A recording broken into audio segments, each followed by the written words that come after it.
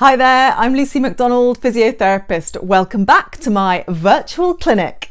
Today I'm going to be showing you what could be causing your shoulder pain. But before I do, I'd like to say thank you so much to those of you that have sent me messages of support.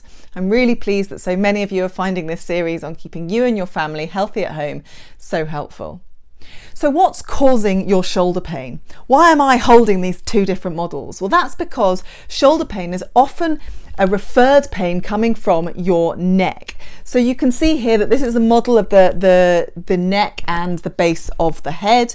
You can see that if I show you the front, you can see these little disc joints running down through the front, and you can see at the back here these little what we call facet joints down the side. The yellow things are nerves that come out of your neck and your upper back and supply down into your shoulder, into your arm, around your chest. And you can see these little red things here are blood vessels. So any of those things plus all the muscles that sit on top, the ligaments, the tendons, so anything around there can be referring pain or causing your pain in your shoulder area. Then of course we've got the shoulder joint itself. So you can see this is the back of your shoulder, this is your shoulder blade, and your shoulder blade creates the socket in which the ball of the arm sits. So you've got the ball and socket joint of that shoulder joint there. Then if we look around the front here, we've got your shoulder blade, so what we call your clavicle, that again attaches into what we call the acromion of your shoulder blade. So the shoulder is a pretty impressive structure. It's quite a complex structure. There's lots of ligaments, tendons, and most importantly in the shoulder, muscles that hold everything together and enable those big movements that you can make with your shoulder. So on top of that, your shoulder is very dependent on the core strength of your body. Even things like the glutes muscles, so your hip muscle strength, can have a big effect on the shoulder.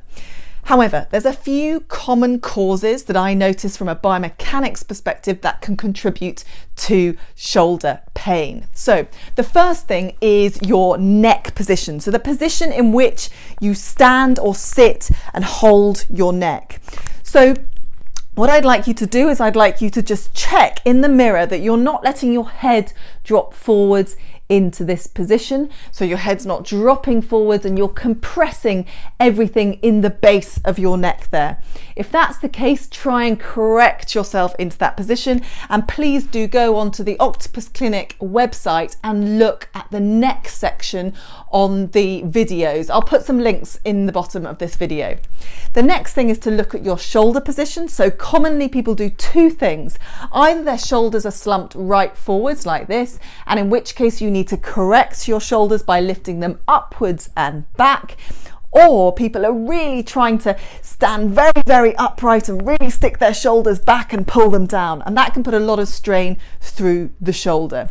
The third, but by no means least, is that shoulder pain is hugely related to the mobility of your upper back. So if you can do some exercises to stretch out that upper back, then that should make a difference. In my next video, I'm going to show you my top exercises on relieving shoulder pain. So please do press the big red subscribe button, and I look forward to seeing you next time. Bye.